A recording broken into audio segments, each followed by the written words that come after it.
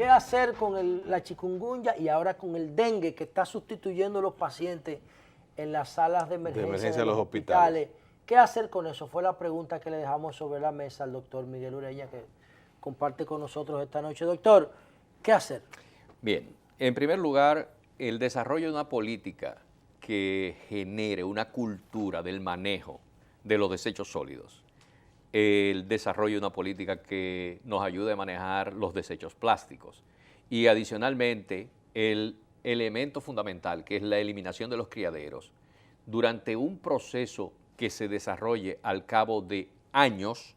Nosotros debemos generar una población consciente y claramente identificada con lo que nos ha tocado vivir, porque nosotros vivimos en el trópico y de aquí no nos vamos, y por lo tanto nosotros tenemos que saber cómo lidiar con los aspectos que le ha tocado a los habitantes de los trópicos. Claro. Y nosotros somos eso, por definición. Mientras nosotros no desarrollemos unas políticas dirigidas a atacar esos tres aspectos, nosotros estamos fuera de todo contexto de éxito con respecto a la lucha contra las enfermedades de transmisión por vectores. Y no estoy hablando nada más del dengue y del chikungunya. Estamos hablando de enfermedades que parecen haber desaparecido de la faz de la Tierra y que podrían y están, de hecho, resurgiendo en algunos ambientes como fiebre amarilla, por ejemplo. Fiebre amarilla y tuberculosis también. Sí, pero adicionalmente estamos trabajando con enfermedades que pueden causar epidemias con una alta tasa de letalidad. Por ejemplo, el virus del oeste del Nilo, que es un virus que está ahora de moda en algunas regiones del sur de Europa, está también transmitido por mosquitos. Por el mismo tema de la globalización. Por el mismo tema de la globalización. Y eso de Europa lo tomaron de la África negra. Es correcto. Sí. Entonces, desde ese punto de vista, nosotros tenemos que desarrollar políticas donde el Estado responsablemente desarrolle e impulse esto. A mí me da pena a veces cuando todo el mundo habla de salud pública como ministerio y que la responsabilidad del ministerio... Sí, se lo dejan todo y se lo achacan todo y todo se lo atribuyen a la salud pública. No, desgraciadamente esto es multifactorial. Nosotros tenemos que hablar con los ayuntamientos. Nosotros tenemos que generar precisamente una política de control sobre los aspectos que son medioambientales. Ahí está el Ministerio pero doctor, por encima de todas esas particularidades hay una realidad muy objetiva y es que tiene que haber una visión. Se tiene que haber un inspirador, tiene que haber un guía en la sociedad. Sí, es correcto. Sí, que dirija los procesos. Claro, si usted le deja suelto al síndico, que no tiene criterio de nada muchas veces porque es de un paraje. Sí. Ahora, tiene que haber un proyecto. Sí, un proyecto de nación. Tiene que haber un proyecto de partido y de gobierno que diga, por aquí es que vamos todos. Y yo me atrevo entonces a ponerle una cuñita adicional para que usted nos la responda, doctor. Usted dijo de que algunas epidemias nos llegaron a partir de los 80 con la necesidad de importar goma usada. Plantea entonces que aduana debiera tener también un departamento de salud ambiental, digamos, para fumigar, para vigilar. Por lo menos deberíamos tener unas políticas claras con unos lineamientos establecidos de qué le corresponde a cada entidad para manejar lo que le va a tocar manejar. Exactamente. Por ejemplo, la prohibición de la importación de neumáticos usados, para mí es fundamental. Nosotros lo que estamos es recibiendo basura y desgraciadamente los neumáticos son uno de los elementos que puedes reciclar si existe una política de reciclaje y una industria del que volvimos al punto de la visión. Terminamos ahí. Viste que volvimos, pero además un tema de seguridad. Sí, porque hay neumáticos que no sirven. Tú estás utilizando un neumático que no solamente te está contaminando la salud por la extrapolación de los mosquitos, vectores, sino que tú estás utilizando en las vías un neumático desechado por una sociedad que tiene control. Y entonces la basura la manda para afuera. Entonces tú contribuyes a un aumento del índice de accidentes de tránsito. Yo prefiero quitarle los impuestos a los neumáticos y todo el mundo los compre nuevos. Más barato, exactamente. Y tener una política, y ahí viene entonces, tú me dices a mí, bueno, ¿y para qué sirve la revista de los vehículos? Bueno, la revista de los... Se supone... No, la revista yo la compro en el parqueo, doctor. Bueno, precisamente. Doctor, ¿tú sabes lo que hace? Entonces, mire cómo es. Hay un tipo, yo no sé cómo el gobierno... Acecha ese cuento. Hay un tipo que alquila un gato, un botiquín fijo. Sí, que está en la entrada del sitio donde va a ser la inspección. Entonces está en la entrada del sitio. Cuando tú entras, él te lo alquila por 500 pesos. Cuando tú sales, tú se lo devuelves y él se lo alquila al otro. En todas las fotos sale el mismo gato y el mismo botiquín. Oye, no me jodan, por Dios. Entonces, tú te Y él ha imaginas. hecho una fortuna de eso. Claro. Pero tú sabes lo que él paga por estar ahí. O un peaje diario. Pues si no ponen otro Si con no otro ponen gasto. otro, y con otro otro gasto. Es correcto. Y Así mismo es. oye, y el impuesto cuesta, creo que son 40 pesos. 40 pesos, sí. ¿Y tú sabes cómo lo venden en el mercado negro? A 1000. A 1000. Es O sea, correcto. hay una gente dentro Sí. que te dice a ti, Pablo, mire doctor, yo le voy a vender 1000 revistas. A 1000, A, 1000 por 1000. a 500 pesos son medio millón. Sí, y a Usted 1000 la son vende a 1000 y nos repartimos la medio y medio. Pero Sí. si tú haces la fila de 5 horas, Son 40 te pesos. cuesta 40 pesos. Sí, es así. Sí, así mismo es. O sea que el Estado lo que debiera hacer es Entonces- eliminar ese criadero de corrupción y ponerle en 400 pesos. Entonces, cuando tú le das la vuelta a esto y tú terminas, por ejemplo, para ponerte el ejemplo, ningún camión que circule por la carretera de Estados Unidos o Canadá puede salir sin una revisión exhaustiva de los neumáticos que usa. Tiene que tener una profundidad el dibujo, tiene que tener una consistencia en cuanto al número de libras, etcétera. Doctor, Entonces tú tienes... Con todo respeto, Pero pero es lo aquí que yo he te estoy visto diciendo. camiones que de la melliza que llevan atrás llevan una sola y el aro en cuero. Es correcto. ¿Tú lo has visto? En No. el aire, Laro. El aro solo. Y hay camiones que si tienen que subir una cuesta y tienen una arenilla, no la van a subir jamás, sí. porque no están hay manera de listos, agarre, no está tienen totalmente fricción. lisa. Doctor, entonces, ¿qué hacer con el pasivo de salud que ya se ha creado? Porque decían ustedes en promesas que invirtieron, estamos hablando de No. esa información fue como en Semana Santa, Sí, unos Semana 100 Santa. millones de pesos llevaban invertidos comprando medicamentos. Sí, no solamente eso, si yo te calculo No, ya a va ti, más. calculen ustedes que un paciente promedio de chikungunya consume 30 comprimidos de acetaminofén durante su periodo sintomático. Ya de son enfermedad, 4.000 pesos ahí. ¿Verdad? Ahí hay 4.000 pesos. No, son al precio de promesa es muchísimo menos. Ah, ok, pero vamos, promesas son vamos a como, ponerte. como 400 ¿Cuántos pesos. son? doctor? No, te estoy diciendo 0.20 centavos por tableta. Ah, ok. 0.20 por Bueno, sí, pues son dos por 3, son 6 pesos. Son 6 pesos, sí. Pero ya, tienes fíjate razón. bien, nosotros hemos puesto en el circuito público de salud casi 30 millones de tabletas. Divide eso entre 30 para que tú veas el número de potencial de tratamientos que tú tienes circulando en este momento en el país.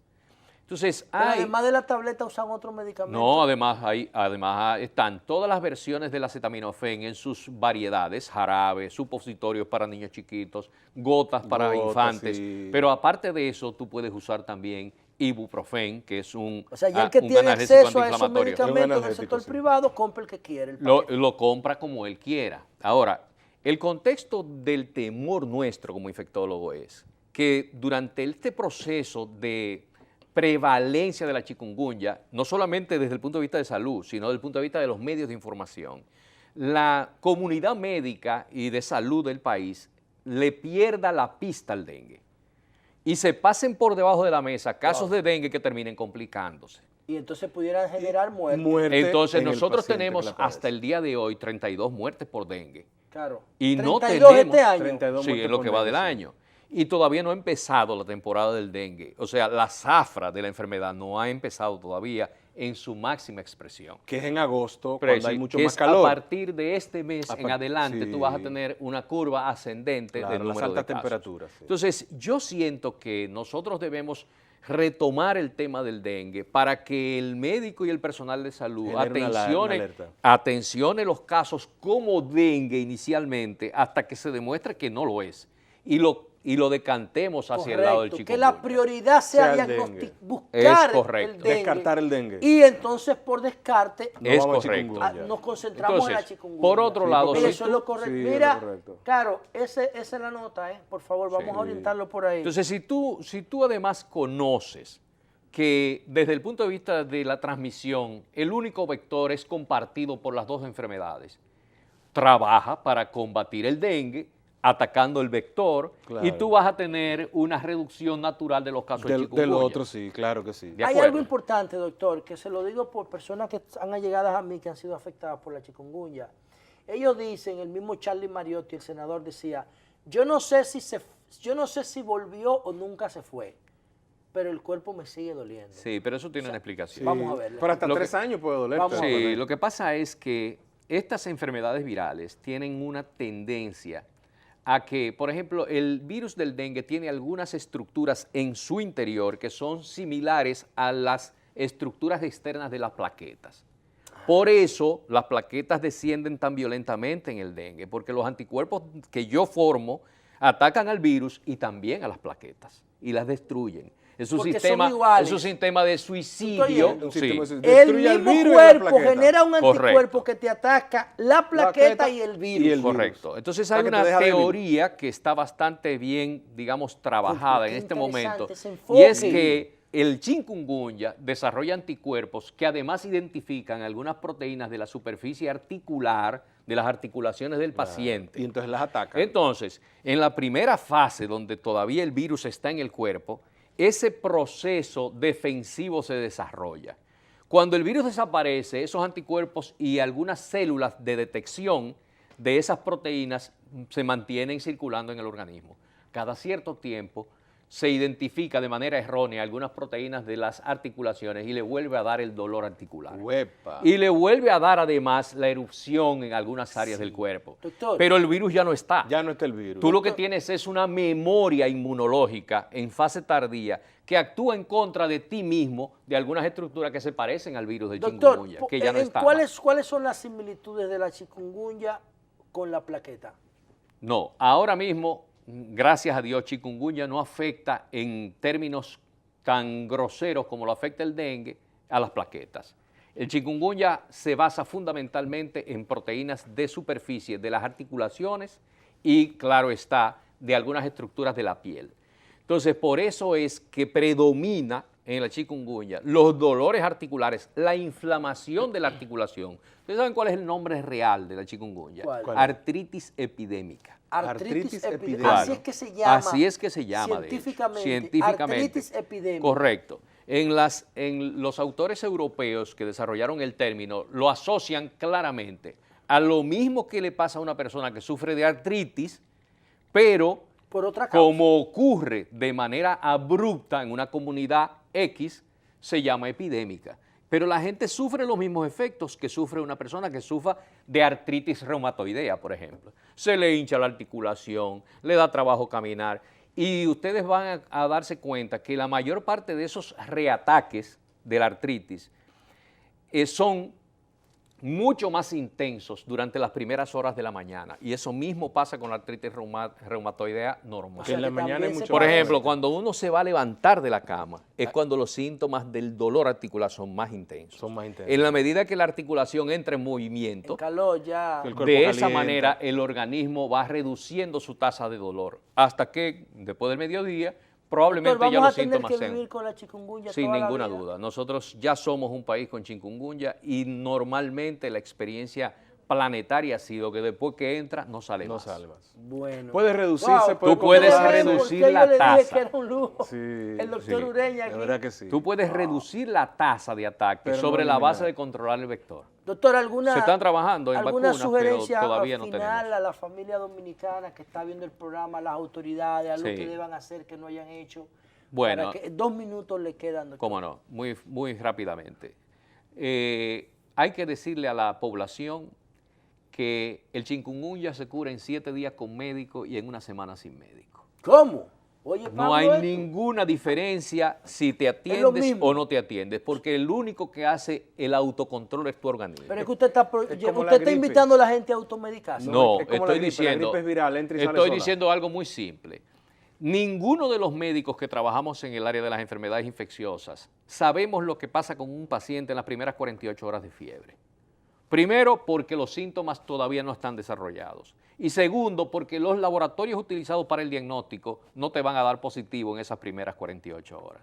Porque se fundamentan en la detección de los anticuerpos que el organismo produce para combatir la enfermedad. Y en las primeras 48 horas tú no formas anticuerpos.